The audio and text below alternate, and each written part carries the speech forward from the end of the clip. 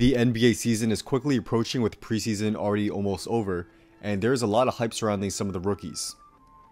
Zion Williamson has been dropping 20 to 25 points per game. Morant has been great with playmaking and also doing a little bit of scoring as well. And Barrett has shown flashes of both ends of the floor to headline this year's rookies, and people are expecting big things from these guys. However, there are some rookies people may have forgotten about or don't know about that I think may have some very good seasons. So, let's go over 5 rookies who I think will shock the NBA next year. First up, I have Michael Porter Jr. So he has looked great in practice and in game as well, and it's likely he'll get minutes right away. All things considered, he'll probably come off the bench, but he can provide a scoring spark and versatility on both ends of the floor with the second unit. He can play multiple positions, and he's a mismatch as a 3 given his 6'11" height, and at the 4 he has great size and the mobility to blow past traditional power forwards. He is terrific in finishing at the rim given his athleticism and size, and he should be a huge threat when driving to the rim. He's also a decent 3-point shooter, and if he can even just shoot around 35% from downtown, he could help space the floor for the Nuggets and open up driving lanes for him and his teammates.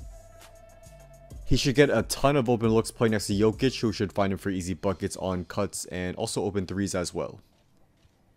In addition, his defense should be solid given his physical tools, and he should be able to switch on to all positions depending on the situation.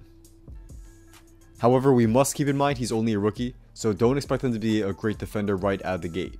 I would not be surprised if Porter Jr. averages around 12 points in 24 minutes per game on pretty good efficiency, and he should be an important part of the Nuggets rotation next season. Next up, I have Lin Horan Tucker of the Los Angeles Lakers. So I already made a full breakdown video on Tucker's game in another video, so be sure to check that video out after this one. But for a quick breakdown, Lin Horan Tucker won't likely see many minutes next season given the Lakers' deep team, but he should get a lot of reps in the G League. However, if the Lakers start to face a lot of injuries, Tucker will likely see minutes, and I think he'll surprise fans with his ability to guard almost every position, and also with his pretty impressive shot creation ability.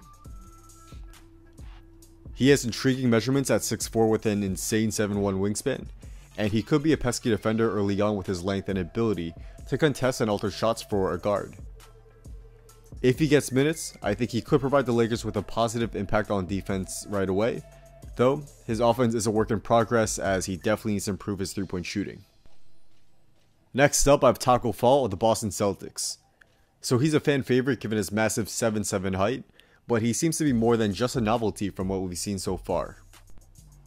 He's actually been pretty good in the preseason, and in his first preseason game against the Hornets he was good in limited minutes, as he scored 5 points to go along with 3 rebounds and 2 blocks in only 8 minutes of playing time. He looked dominant at times, though he was playing against fringe NBA players, but he showed great mobility and quickness for a guy his size. He moved well on offense when rolling to the rim and running in transition, and I thought it was very smart when he went back on the defensive end of the floor when someone on his team was taking their second free throw. It provides the Celtics with a great shot blocker already back on defense, and this should prevent a lot of transition baskets when Fall is on the floor. Speaking of shot blocking, Fall has quick timing to block and contest shots, and he was really quick on his feet to get to opposing teams' shots at the rim. I actually think Fall can be a legitimate NBA player and play for the Celtics this upcoming season in specific situations. Think of a role like Boban Marjanovic for the Mavericks and throughout his career. Against teams with traditional but somewhat undersized centers, Boban dominates them on both ends of the floor. And think about it like this, Fall is even taller and even quicker than Boban. Fall can become a 10-minute per game guy in some games, and he could provide some quick points in the paint and rim protection for the Celtics, who are lacking talent at the center position. And if you want to see Tacko Fall and the Celtics or any other NBA team live in person, be sure to use SeatGeek, who is the sponsor of today's video. SeatGeek is a ticket app that takes confusion out of buying tickets, and using the app, you can see which ticket is a good deal which has a green dot, or a bad deal which has a red dot for any sporting event or concert. It's an easy to navigate app, and it's a must-have for anyone who's interested in attending an event. Use my discount code THETBALL to get $20 off your first purchase when you first sign up for an account, and I'll leave a link to the site where you could sign up, or you can also download the app on your phone as well, and use my code to get the discount there. So back to the video. Next up, I have Claxton. This is not a rookie many people know about, but he has showed enormous potential in the preseason and also before in the summer league as well. The Brooklyn Nets drafted him 31st overall in the 2019 NBA draft, and he has incredible athleticism. He's a dunking machine that is a great target for alley-oops, and his mobility is special for a big man. What's also promising is his 3-point shot, as it looks like he has the mechanics and the potential to become a solid 3-point shooter in the future. If he can do this, it would really complement his inside game, as it would help open up more room for him to roll to the rim, given that he becomes a threat from 3. Also, I think he could become a very good defender as well, as he averaged 2.5 blocks and 1.1 steals last season in Georgia. He uses his athleticism and long arms to block and alter shots at the rim, and he also has good hands in getting strips on opposing bigs.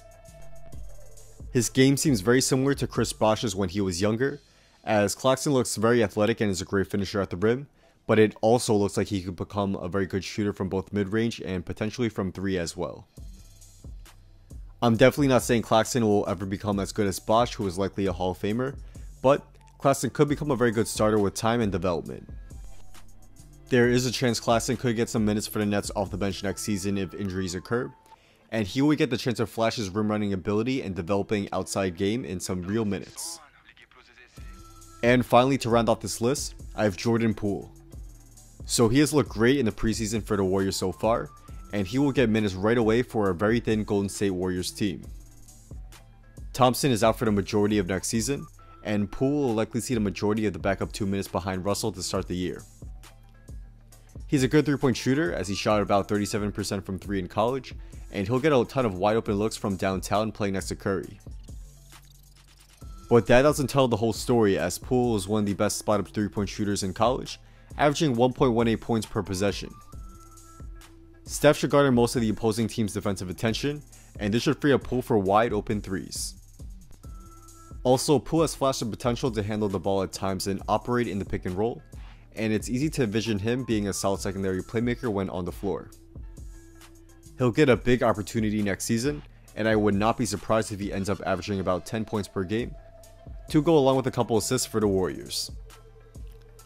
They'll need him to step it up next season given their lack of depth, and I think Poole will do just that and compete for a spot on an all-rookie team. So that's a wrap. Thank you all for watching. If you guys did enjoy this video and want to see more daily NBA content just like this, be sure to drop a like and subscribe, and also be sure to turn on post notifications so you can stay updated on my newest video will be coming out. Also, follow me on Instagram and hit me up if you want to talk about basketball, business, or have any video ideas you want me to do. Let me know, as I do try to back to all you guys there. Drop a comment down below on which rookies you think will shock the NBA next season. It could be someone from this list or someone else that's not on this list, but let me know, as I do all comments. I'm definitely interested to see what you guys have to say.